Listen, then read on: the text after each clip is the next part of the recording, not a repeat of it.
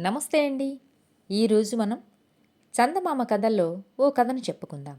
కథ పాలక లక్షణం. చంద్రపురి జమీందారు వద్ద కేశవస్వామి అనే దివాను ఎంతో కాలంగా పనిచేస్తున్నాడు. ఆయన వృద్ధాప్యం వల్ల పనిభారం మోయలేకపోతున్నాడని జమీందారు ఆయనకు అనుభవం ఉన్న సహాయకుణ్ణి ఒకరిని నియమించదలిచాడు. ఈ సంగతి విన్న రామభద్రుడు, శివచంద్రుడు అనేవాళ్ళు జమీందారును కలుసుకున్నారు. జమీందారు వాళ్ళల్లో తనకు నచ్చిన ఒకరిని ఎంపిక చేసుకోమని దివానుకు చెప్పాడు.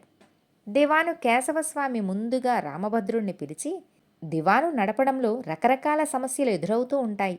ఒక సమస్యకు మరొక దానికి పోలికే ఉండదు. అంతేకాక ఒక సమయంలో ఒక సమస్యను పరిష్కరించిన తీరు మరొక సమయంలో అదే రకం సమస్యను పరిష్కరించేందుకు పనికిరాదు అన్నాడు.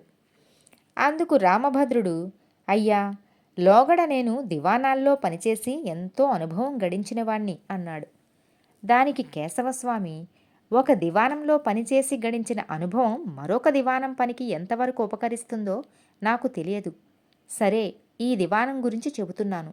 ఇక్కడ ఎన్నో పనులు పేరుకుపోయి ఉన్నాయి. అంతేకాక అవి ఎన్నో జటిలమైన సమస్యలతో ముడిపడి ఉన్నాయి. అంతా ఒక క్రమ పద్ధతిలో పెట్టడానికి నీకంటూ ఒక ప్రత్యేకమైన ఆలోచనా ధోరణి ఏమైనా ఉందా అని అడిగాడు.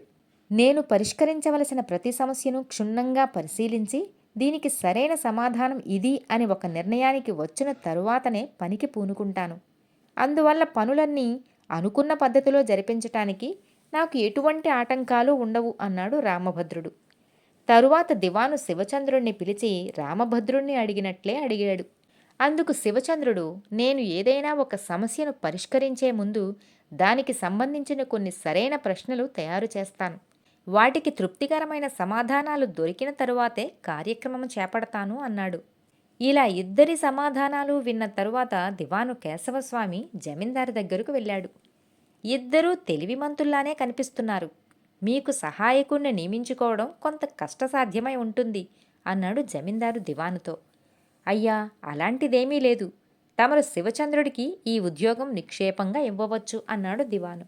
మీరు శివచంద్రుడిని ఎన్నిక చేయటానికి ఏదైనా ప్రత్యేక కారణం ఉందా అని జమీందారు దివానుని అడిగాడు. కారణం ఉన్నది. ఒక పనిని చేపట్టినప్పుడు అందులో ఎదురయ్యే సాధక బాధకాలన్నీ వితర్కించుకొని ప్రశ్నలను బట్టి సమాధానాలు వెతకటం సమర్థుడైన పాలకుడి లక్షణం. మనలో మనం ముందు సరైన ప్రశ్నలు వేసుకోగలిగితే వాటికి సమాధానాలు కనుక్కోవటం ఏమంత కష్టం కాదు. శివచంద్రుడిలో ఈ లక్షణాలుండటం వల్లనే అతడి ఈ పదవికి అర్హుడని నేను భావిస్తున్నాను అన్నాడు దివాను. జమీందారు దివాను జవాబుకు తృప్తిపడి శివచంద్రుణ్ణి అతడికి సహాయకుడిగా నియమించాడు. కథ సమాప్తం. మిత్రులారా, మరో కథతో మళ్ళీ కలుద్దాం.